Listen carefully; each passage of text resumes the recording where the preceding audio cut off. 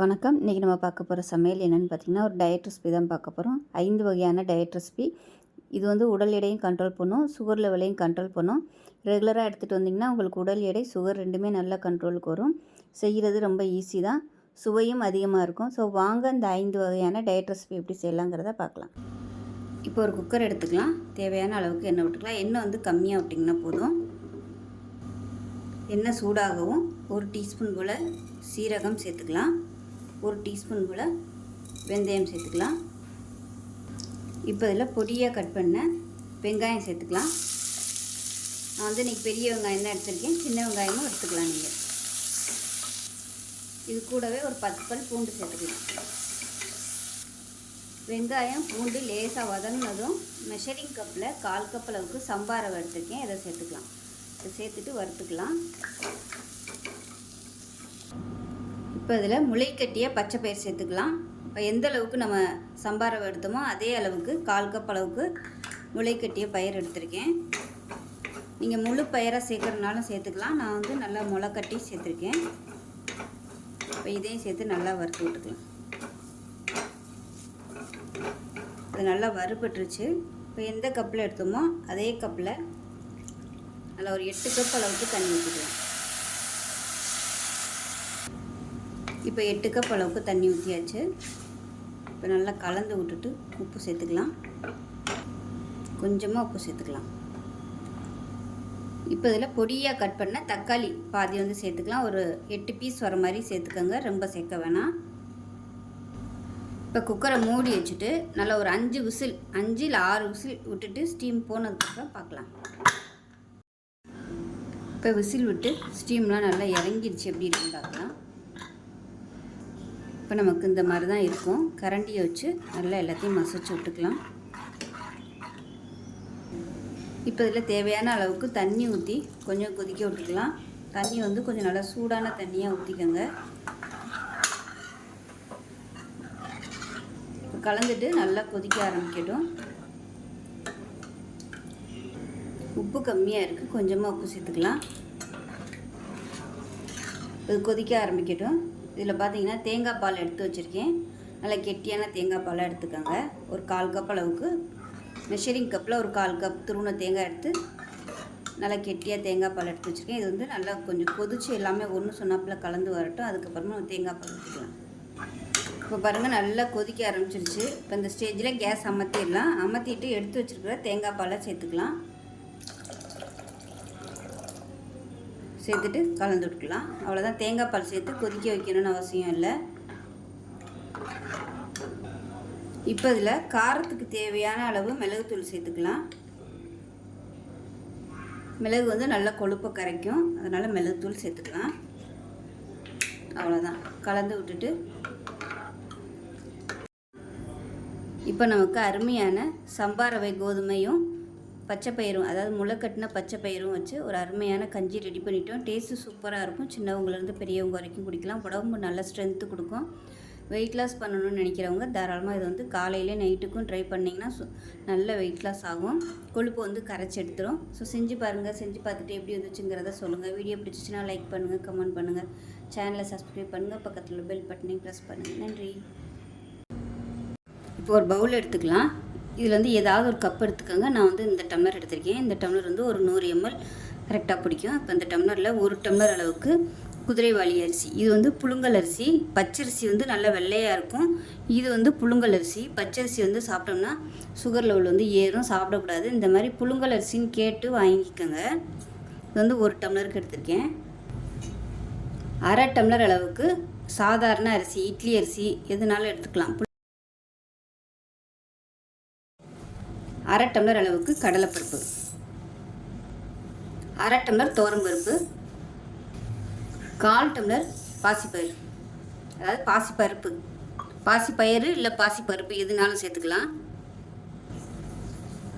1/2 tumbler அளவுக்கு உளுந்து சேர்த்துக்கலாம். 1/2 டேபிள் ஸ்பூன் வெந்தயம், சோம்பு 1 டேபிள் ஸ்பூன். இப்போ இது எல்லாத்தையுமே நல்லா கழுவிட்டு வந்துட்டு பார்க்கலாம்.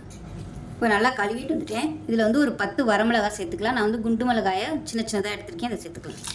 இப்போ இது வந்து நல்லா ஒரு 5 மணி நேரம் ஊறட்டும். ஊறினதுக்கப்புறம் பார்க்கலாம். இப்போ பாருங்கள், அரிசி பருப்பு எல்லாமே நல்லா ஊறிடுச்சு. இப்போ இதை வந்து மிக்ஸி ஜாரில் சேர்த்துக்கலாம். நான் வந்து 2 பேட்சாக போடுறேன், மொத்தமாக போடலை. ஃபஸ்ட் இதை அரைச்சிக்கலாம். இதில் வந்து ஒரு 3 பல் பூண்டு சேர்த்துக்கலாம். 3 பல் பூண்டு சேர்த்துக்கலாம். 2 துண்டு இஞ்சி சேர்த்துக்கலாம். கொஞ்சமாக உப்பு சேர்த்துக்கலாம். கொஞ்சமாக பெருங்காயத்தூள் சேர்த்துக்கலாம். இதை வந்து அரைச்சிட்டு வந்துடலாம். நம்ம ஊற வச்சுருந்த தண்ணி வந்து தேவைப்பட்டால் கொஞ்சம் கொஞ்சமாக ஊற்றி அரைச்சிக்கலாம். இப்போ பாருங்கள், 2 தடவை போட்டு அரைச்சி எடுத்துகிட்டு வந்துட்டேன். இதை வந்து நல்லா மிக்ஸ் பண்ணி விட்டுக்கலாம். இப்போ நல்லா கலந்தாச்சு. இது வந்து ஒரு 2 மணி நேரம் புளிக்கட்டும். புளிச்சிச்சுன்னா நல்லா டேஸ்ட்டாக இருக்கும். உடனே ஊற்றுறதுனாலும் ஊற்றிக்கலாம். இப்போ இது வந்து புளிக்கட்டும். இப்போ மாவு நல்லா புளிச்சிருச்சு. நான் வந்து இதில் வெங்காயம் கொத்தமல்லிலாம் எதுவும் சேர்க்கலை. என் பசங்களுக்கு வந்து வெங்காயம் போட்டால் பிடிக்காது. அதே மாதிரி வெங்காயம்லாம் போட்டோம்னா ரொம்ப மெல்லிசாக இழுக்க வராது. அதனால் நான் வந்து தோசை மாதிரி ஊற்ற போகிறேன். ஸோ உங்களுக்கு விருப்பமாக இருந்துச்சுன்னா நீங்கள் இதில் வந்து துருவின தேங்காய், வெங்காயம், கொத்தமல்லி, கருவேப்பிலை பொடியாக கட் பண்ணி சேர்த்துட்டு கூட நீங்கள் அடையாக ஊற்றிக்கலாம். நான் வந்து இன்றைக்கி மெல்லிசாக தோசை மாதிரி தான் ஊற்ற போகிறேன். ஒரு பேன் எடுத்துக்கலாம். இப்போ தேவையான அளவுக்கு எண்ணெய் விட்டுக்கலாம். எண்ணெய் நல்லா சூடாயிருச்சு. 1 டேபிள் ஸ்பூன் தனியா விதை சேர்த்துக்கலாம், அதாவது கொத்தமல்லி விதை. 1/2 டேபிள் ஸ்பூன் சோம்பு, 1/2 டேபிள் ஸ்பூன் சீரகம் சேர்த்துக்கலாம். 1/4 டேபிள் ஸ்பூன் கசகசா, 1/4 டேபிள் ஸ்பூனுக்கும் கம்மியாக மிளகு. இப்போ இதில் கொஞ்சமாக கல்பாசி சேர்த்துக்கலாம். ஒரு 3 கிராம்பு சேர்த்துக்கலாம். 2 ஏலக்காய் சேர்த்துக்கலாம். சின்னதாக 2 துண்டு பட்டை. இப்போ இது கூடவே 7லேருந்து ஒரு 8 பூண்டு பல் சேர்த்துக்கலாம். 5 பீஸ் வர மாதிரி இஞ்சி சேர்த்துக்கலாம். இது எல்லாத்தையும் வதக்கி விட்டுக்கலாம்.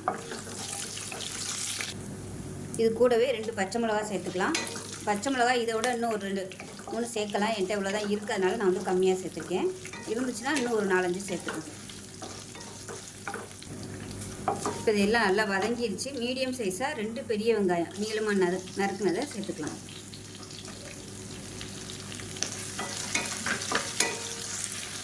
இப்போ பாருங்கள், வெங்காயம் ஓரளவுக்கு நல்லா வதங்கிடுச்சு. இந்த அளவுக்கு வதங்கினா போதும், ரொம்ப செவக்க வதக்கணும்னு அவசியம் இல்லை. இப்போ மெஷரிங் கப்பில் 3/4 கப் அளவுக்கு துருவன தேங்காய் சேர்த்துக்கலாம். தேங்காயும் சேர்த்துட்டு ரொம்ப வதக்கக்கூடாது, லேசாக பரட்டி விட்டுட்டு கேஸ் அமர்த்திடுவோம். அவ்வளோ அந்த சூட்டிலே வந்து வதங்கிடும். இந்த மாதிரி வதக்குனிங்கன்னா தான் உங்களுக்கு டேஸ்ட்டு நல்லாயிருக்கும். தேங்காய் வந்து ரொம்ப நேரம் வதக்க டேஸ்ட்டு மாறிக்கிட்டே போகும். அவ்வளோதான். இது ஆறுனதுக்கப்புறம் அரைச்சிட்டு பார்க்கலாம். இப்போ பாருங்கள், நல்லா நைஸாக அரைச்சாச்சு, தனியாக இருக்கட்டும். இப்போ ஒரு குக்கர் எடுத்துக்கலாம். தேவையான அளவுக்கு எண்ணெய் விட்டுக்கலாம். எண்ணெய் நல்லா சூடானதும் 1 டீஸ்பூன் போல் சோம்பு சேர்த்துக்கலாம். சோம்பு நல்லா பொரிய ஆரம்பிக்கவும் மீடியம் சைஸாக 3 தக்காளி பொடியாக நறுக்கி சேர்த்துக்கலாம். இப்போ தக்காளி வதங்குறதுக்கு உப்பு சேர்த்துக்கலாம். அப்போ தான் தக்காளி வந்து நல்லா மசிஞ்சு வரும். இப்போ பாருங்கள், தக்காளி நல்லா மசிஞ்சு வந்துடுச்சு. இந்த ஸ்டேஜில் 1 டேபிள் ஸ்பூன் மிளகாத்தூள் சேர்த்துக்கலாம். நான் வந்து பச்சை மிளகா 2 தான் சேர்த்துருக்கேன். அதனால் மிளகாத்தூள் வந்து கொஞ்சம் கூட சேர்த்துருக்கேன். பச்சை மிளகா நிறைய சேர்த்திங்கன்னா மிளகாத்தூள் வந்து கம்மியாக சேர்த்துக்கோங்க. 1/4 டேபிள் ஸ்பூன் மஞ்சள்தூள், 1/4 டேபிள் ஸ்பூன் கரம் மசாலா. இதையும் சேர்த்து நல்லா வதக்கி விட்டுக்கலாம். வதக்கி விட்டுட்டு இப்போ நம்ம அரைச்சி வச்சுருக்க இந்த வெங்காய மசாலாவை இதோட சேர்த்துக்கலாம். இப்போ மிக்சியை அலசிட்டு தண்ணி சேர்த்துக்கலாம். குருமா தேவையான அளவு தண்ணி சேர்த்துக்கோங்க. நல்லா திக்காகவே வரும். ஏன்னா நான் வெங்காயம்லாம் நம்ம அரைச்சி ஊற்றிருக்கனால நல்லா திக்காகவே வரும். உப்பு செக் பண்ணி பார்த்துட்டு உப்பு சேர்த்துக்கலாம். உப்பு கம்மியாக இருக்குது, உப்பு சேர்த்துக்கலாம். மேலாப்பில் கொத்தமல்லியில் சேர்த்துட்டு குக்கரை மூடிடலாம். குக்கரை மூடிட்டு நல்லா ஒரு 3 விசில் விட்டுட்டு ஸ்டீம் போனதுக்கப்புறம் பார்க்கலாம். இப்போ நல்லா 3 விசில் விட்டு ஸ்டீம்லாம் நல்லா இறங்கிடுச்சு. எப்படி இருக்குன்னு பார்க்கலாம்.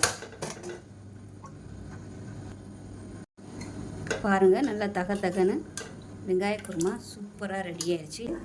தோசையாக ஊற்றிக்கலாம்.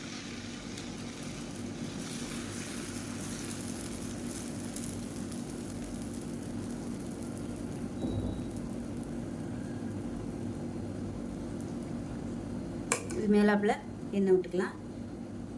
நெய் விட்டிங்கன்னா கூட நல்லாயிருக்கும். இப்போ ஒரு சைடு நல்லா வெந்துருச்சு, திருப்பி விட்டுக்கலாம். வெங்காயம் சேர்த்தா நல்லா டேஸ்ட்டாக இருக்கும். பசங்க வந்து வெங்காயம் சேர்த்து போட்டு கொடுத்தோம்னா வெங்காயத்தை எடுத்து வைக்கிறேங்கிற பேரில் பாதி அடையை வந்து வேஸ்ட் பண்ணிடுவாங்க. அதனால் நான் எப்பவுமே ப்ளைனாக தான் ஊற்றுவேன். வேணும்னா நீங்கள் வெங்காயம் நல்லா சின்ன வெங்காயம் பொடியாக கட் பண்ணி சேர்த்திங்கன்னா நல்லா வாசனையாக இருக்கும். ஆனால் இழுக்கிறதுக்கு வந்து இந்த மாதிரி மெல்லிசாக இழுக்க வராது. இப்போ நமக்கு குதிரைவாலி அடை தோசை ரெடி ஆயிடுச்சு. இதே மாதிரி இன்னொன்று ஊற்றிக்கலாம்.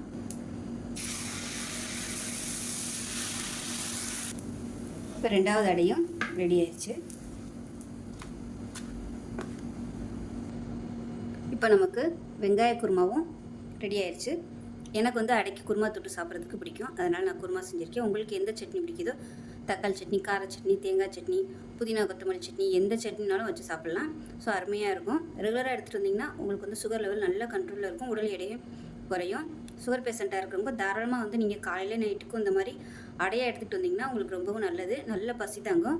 ரெண்டாவது லோ கிளைசமிக் தான். சுகர் லெவல் வந்து உடம்புல குளுக்கோஸ் ஏறுற தன்மை வந்து ரொம்ப ஸ்லோவாக தான் ஏறும். ஸோ ரொம்பவும் ஆரோக்கியமான குதிரைவாலி பருப்பு அடை ரெடி ஆயிடுச்சு. செஞ்சு பாருங்கள். செஞ்சு பார்த்துட்டு எப்படி வந்துச்சுங்கிறத சொல்லுங்கள். வீடியோ பிடிச்சிச்சுன்னா லைக் பண்ணுங்கள், கமெண்ட் பண்ணுங்கள், சேனலை சப்ஸ்கிரைப் பண்ணுங்கள், பக்கத்தில் பெல் பட்டனையும் ப்ரெஸ் பண்ணுங்கள். நன்றி.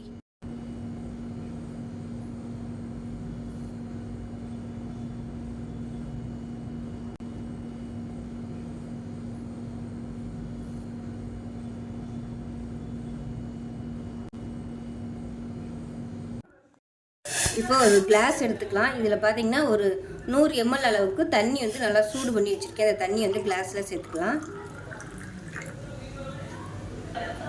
இப்போ நம்ம சேர்க்க போகிறது ஆப்பிள் சைடர் வினிகர். இது வந்து எல்லா டிபார்ட்மெண்ட் ஸ்டோர்லேயுமே கிடைக்கும், ஈஸியாகவே கிடைக்கும். இது வந்து வாங்கிக்கலாம். இதில் வந்து 1 டேபிள் ஸ்பூன் அளவுக்கு நம்ம இந்த ஆப்பிள் சைடர் வினிகர் வந்து சேர்த்துக்கலாம். இப்போ இந்த சூடாக இருக்கிற தண்ணியில் வந்து சேர்த்துக்கலாம். இப்போ நல்லா மிக்ஸ் பண்ணி விட்டுக்கலாம். மிக்ஸ் பண்ணி விட்டுட்டு அப்படியே நம்ம குடிக்க வேண்டியது தான். இது வந்து வெறும் வயிற்றில் குடிக்கலாம், அப்படி இல்லைன்னா நைட்டு படுக்க போகும்போது குடிக்கலாம்.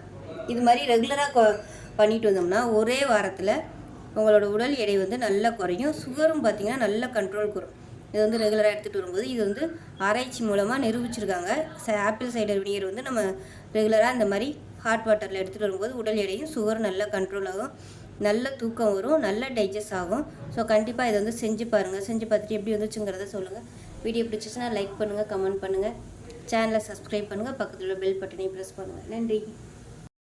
இப்போ ஒரு பவுல் எடுத்துக்கலாம். இதில் வந்து நான் ஏற்கனவே ஒரு முட்டை உடச்சி ஊற்றிருக்கேன். இப்போ இன்னொரு முட்டை சேர்த்துக்கலாம். 2 முட்டை வந்து சேர்த்துக்கோங்க.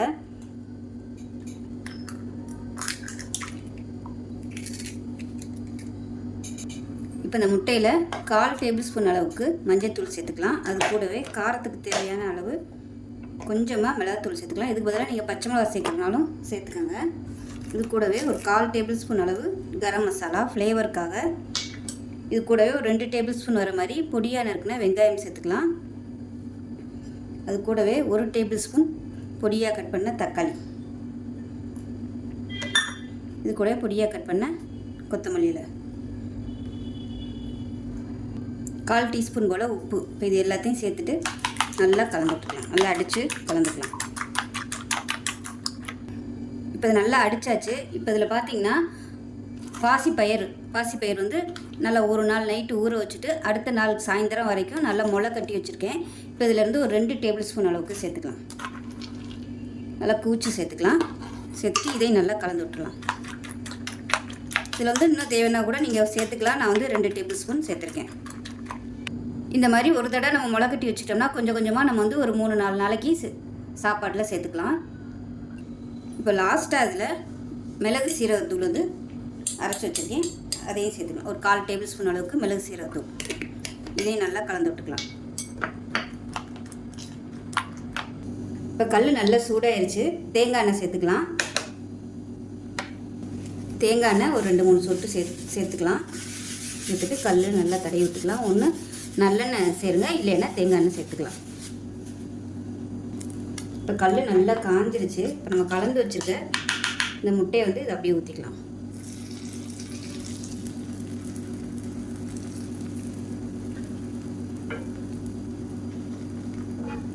இது வந்து கொஞ்சம் ஃப்ளாட்டாக இருக்கிறதுனால ஓடுது.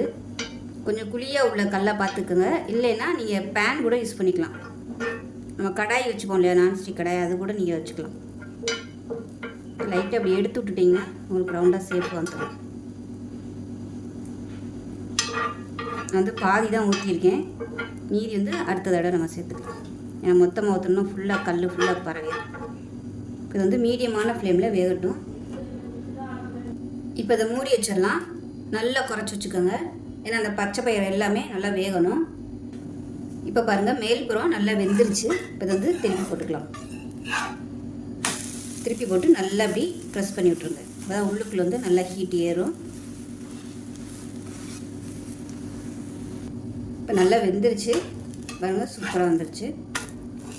இது வந்து எடுத்துடலாம். இப்போ தான் பிளேட்டுக்கு மாற்றிக்கலாம். இப்போ இதே போல் அடுத்ததையும் ஊற்றி எடுத்துகிட்டு பார்க்கலாம்.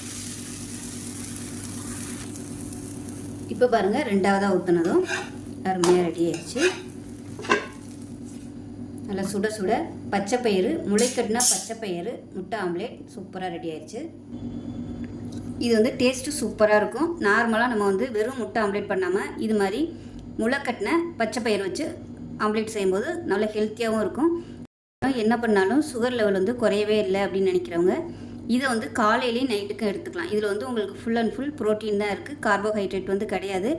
நைட்டு வந்து சாப்பிடும்போது ஒரு 6-6:30 போல் இந்த ஆம்லேட் வந்து சாப்பிட்டிங்கன்னா உங்களுக்கு வந்து காலையில் நீங்கள் டெஸ்ட் எடுத்து பார்த்தீங்கன்னா உங்களுக்கு சுகர் லெவல் நல்லாவே குறைஞ்சிருக்கும்.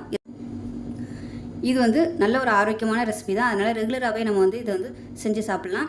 நார்மலாகவே சுகர் பேஷண்ட்டுக்கு வந்து நைட்டுக்கு இந்த பச்சை பயிறு போட்ட உணவுகள் எடுத்துக்கிறது வந்து நல்லதுன்னு சொல்லி டாக்டர்ஸே சொல்கிறாங்க. ஃபுல் ப்ரோட்டீன் உள்ள பச்சை பயிர், பெசரட்டு, தோசை இந்த மாதிரி உணவுகள் வந்து எடுத்துக்கிட்டோம்னா சுகர் லெவல் நல்லா கண்ட்ரோலுக்கு வரும்.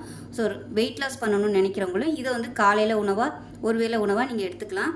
ரொம்பவும் ஆரோக்கியமாக இருக்கும். ஸோ செஞ்சு பாருங்கள். செஞ்சு பார்த்துட்டு எப்படி வந்துச்சுங்கிறத சொல்லுங்கள். வீடியோ பிடிச்சிச்சின்னா லைக் பண்ணுங்கள், கமெண்ட் பண்ணுங்கள், சேனலை சப்ஸ்கிரைப் பண்ணுங்கள், பக்கத்தில் பெல் பட்டனையும் ப்ரெஸ் பண்ணுங்கள். நன்றி. இப்போ ஒரு பவுலில் பார்த்தீங்கன்னா குதிரைவாலி புழுங்கல் அரிசி எடுத்திருக்கேன். 3/4 டம்ளர் அளவுக்கு எடுத்திருக்கேன். 3/4 டம்ளர் குதிரைவாலி அரிசியும் 1/4 டம்ளர் சாதாரண அரிசியும் வந்து நான் எடுத்திருக்கேன். அதே 1/4 டம்ளருக்கு வந்து உளுந்து. ஸோ குதிரைவாலி அரிசி வந்து நான் முதல் நாள் நைட்டே ஊற வச்சுட்டேன். ஸோ முதல் நாள் நைட்டு ஊற வச்சிங்கன்னா தான் அதில் உள்ள சத்துக்கள்லாம் நல்லா ஊறி நல்லா வரும். அதனால் குறைஞ்சது ஒரு 8லேருந்து 10 மணி நேரம் நல்லா ஊறணும், எந்த சிறுதானியமாக இருந்தாலும். அதனால நாங்கள் நைட்டே ஊற வச்சுட்டேன். காலையில் வந்து 1/4 டம்ளர் அரிசி, புழுங்கல் அரிசியோ பச்சை அரிசியோ எதுனாலும் சேர்த்துக்கோங்க. அரிசியும் 1/4 டம்ளர் உளுந்து, கொஞ்சமாக வெந்தயம், இது மட்டும் காலையில் வந்து ஒரு 2 மணி நேரம் ஊற வச்சுருக்கேன். இப்போ இது நல்லா ஊறிடுச்சு. நான் வந்து மிக்சியில் தான் போட போகிறேன். கொஞ்சமாக போட்டிருக்கிறதுனால நான் மிக்சியில் போட்டிருக்கேன். இன்னும் கொஞ்சம் கூட அளவு போட்டோம்னா நம்ம கிரைண்டர்லேயே போட்டோம்னா இட்லியெல்லாம் ஊற்றணும் நல்லா சாஃப்டாகவே சூப்பராக வரும். இப்போ நான் வந்து மிக்சியில் போட்டு அரைச்சிட்டு எப்பயும் போல் நம்ம கொஞ்சமாக உப்பு போட்டு கரைச்சிட்டு நல்லா ஒரு 8 மணி நேரம் புளிக்க விட்டுட்டு பார்க்கலாம். ஒரு பேன் எடுத்துக்கலாம். தேவையான அளவுக்கு எண்ணெய் விட்டுக்கலாம். எண்ணெய் சூடானதும் 1 டீஸ்பூன் கடுகு, 1 டீஸ்பூன் உளுந்து சேர்த்துக்கலாம். இப்போ கடுகு உளுந்து நல்லா வெடிக்க ஆரம்பிச்சிருச்சு. இந்த ஸ்டேஜில் ஒரு 50 கிராம் அளவுக்கு கடலைப்பருப்பு சேர்த்துக்கலாம். இதையும் சேர்த்து நல்லா வறுத்துக்கலாம். இப்போ கடலைப்பருப்பு நல்லா புரிய ஆரம்பிக்குது. இப்போ மீடியம் சைஸாக 2 பெரிய வெங்காயம் நீளமாக நறுக்கிறத சேர்த்துக்கலாம். இது கூடவே ஒரு 3 பல் பூண்டு வந்து சேர்த்துக்கலாம். சின்ன பல்லாக ஒரு 3 பல் பூண்டு சேர்த்துக்கலாம். இது எல்லாத்தையும் நல்லா வதக்கணும். வெங்காயம் லேசாக வதங்கினதும் ஒரு கைப்பிடி கொத்தமல்லி, ஒரு கைப்பிடி புதினா சேர்த்துக்கலாம். இது வந்து கருவேப்பிலை சேர்த்திங்கன்னா நல்லாயிருக்கும். என்கிட்ட இல்லாதனால நான் சேர்க்கலை. கருவேப்பிலை இருந்துச்சுன்னா ஒரு கைப்பிடி சேர்த்துக்கோங்க. இப்போ பாருங்கள் புதினா கொத்தமல்லாம் லேசாக வதங்கிடுச்சு. இந்த ஸ்டேஜில் மீடியம் சைஸாக 2 தக்காளி கட் பண்ணதை சேர்த்துக்கலாம். உப்பு கொஞ்சமாக சேர்த்துக்கலாம். இப்போ பாருங்கள் நல்லா வதங்கிடுச்சு. இந்த அளவுக்கு வதங்கினா போதும். இப்போ அமர்த்திட்டு ஆற விட்டுட்டு நல்லா ரொம்ப நைஸாக அரைக்காமல் கொஞ்சம் அப்படியே திரியாக இருக்கிற மாதிரி அரைச்சி எடுத்துகிட்டு பார்க்கலாம். இந்த சட்னி செய்யும்போது நான் வந்து மிளகா வத்தல் போட மறந்துட்டேன் வீடியோ எடுக்கிற அவசரத்தில். ஸோ நீங்கள் செய்யும்போது காரத்துக்கு ஏற்ற மாதிரி மிளகா வத்தலோ இல்லை பச்சை மிளகாயோ சேர்த்துக்கோங்க. மாவு வந்து நல்லா புளிச்சிருச்சு. கையிலே தெரியும் நல்லா சூப்பராக வந்துருச்சு பாருங்க. இது வந்து லேசாக அப்படியே நம்ம மிக்ஸ் பண்ணி விட்டுக்கலாம். இப்போ நம்ம கல் காய வச்சு ஊத்தப்பமாக ஊற்றி எடுத்துக்கலாம். இது வந்து தோசையாகவும் ஊற்றலாம், இட்லியாகவும் ஊற்றலாம். மாவு வந்து கொஞ்சம் நான் மிக்சியில் போட்டதுனால தண்ணியாக இருக்குது. ஸோ அதனால் நான் வந்து தோசையாக ஊற்றிக்கிறேன். கெட்டியாக அரைச்சிங்கன்னா நீங்கள் நல்லா இட்லியாக கூட ஊற்றிக்கலாம்.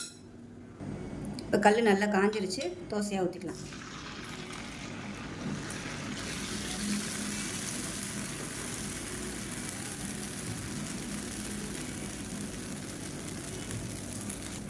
இதுக்கு மேலே எண்ணெய் விட்டுக்கலாம். ஒரு வந்துருச்சு பாருங்கள். நார்மலாக நம்ம ஊற்றுற தோசை மாதிரியே இருக்குது பாருங்கள். எந்த அளவுக்கு கிறிஸ்பியாக இருக்குன்னு தப்பு மாதிரி ஊற்றிக்கலாம்.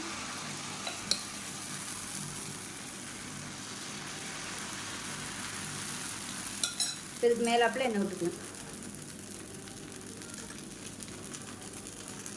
அடுப்பை நல்லா குறைச்சி வச்சுட்டு மூடி வச்சிடலாம். இப்போ எப்படி இருக்குன்னு பார்க்கலாம். பாருங்கள், நல்லா சாஃப்டாக வந்துருச்சு. இது வந்து திருப்பி போடணும்னு அவசியம் இல்லை, நல்லா வெந்துருச்சு. பிளேட்டுக்கு மாற்றிக்கலாம். இப்போ இதே மாதிரியே இன்னொரு ஊத்தப்பமும் ஊற்றிக்கலாம். இப்போ சுகர் பேஷண்ட்டாக இருக்கிறவங்களுக்கு ஒரு அருமையான தோசை இது. இது வந்து லோ கிளைசமிக் தான். ரொம்ப ஸ்லோவாக தான் ரத்தத்தில் சுகர் வந்து ஏறும். இது வந்து காலையில் இட்லியாகவும் நைட்டுக்கு தோசையாகவும் கூட நம்ம எடுத்துக்கலாம். மதியத்துக்கு சாதமாக கூட செஞ்சு சாப்பிட்டோம்னா சுகர் லெவல் நல்லா கண்ட்ரோலுக்கு இருக்கும். மூடி வச்சிடலாம். இப்போ எப்படி இருக்குன்னு பார்க்கலாம். பாருங்கள், நல்லா அருமையாக வந்துருச்சு. விருப்பப்பட்டால் நீங்கள் திருப்பி போட்டுக்கலாம். இப்போ நமக்கு அருமையான சட்னியும் ஊத்தப்பமும் ரெடி ஆயிடுச்சு ஆவி பறக்க. இப்போ பாருங்கள், அருமையான ஊத்தப்பம், அதுக்கு சூப்பரான கடலைப்பருப்பு போட்ட தக்காளி சட்னி. ஸோ ரெண்டுமே காம்பினேஷன் நல்லாயிருக்கும். இது வந்து ரெகுலராக நீங்கள் எடுத்துகிட்டு வந்தீங்கன்னா சுகர் லெவல் நல்லாவே கண்ட்ரோலுக்கு வரும். மாத்திரையும் எடுத்துகிட்டு வரும்போது நல்லா கண்ட்ரோலுக்கு வரும். நமக்கு வந்து சாதமாக செஞ்சு சாப்பிட்றது கூட கொஞ்சம் கஷ்டமாக இருக்கும். இது மாதிரி இட்லி தோசை செஞ்சு சாப்பிட்டோம்னா நல்லா கண்ட்ரோலுக்கு வரும். சில டாக்டர்ஸ் வந்து இட்லி தோசையாக சாப்பிடக்கூடாதுன்னு சொல்கிறாங்க. சில பேர் 10 நாள் வந்து நீங்கள் தொடர்ந்து குதிரைவாலி அரிசி இட்லி சாதம் தோசை இந்த மாதிரி எடுத்துகிட்டு வந்தாலே சுகர் நல்லா கண்ட்ரோல் ஆகும்னு சொல்கிறாங்க. ஸோ இதே மாதிரியே செஞ்சு பாருங்கள். செஞ்சு பார்த்துட்டு எப்படி வந்துச்சுங்கிறத சொல்லுங்கள். வீடியோ பிடிச்சின்னா லைக் பண்ணுங்கள், கமெண்ட் பண்ணுங்கள், சேனலை சப்ஸ்கிரைப் பண்ணுங்கள், பக்கத்தில் பெல் பட்டனையும் ப்ரெஸ் பண்ணுங்கள். நன்றி.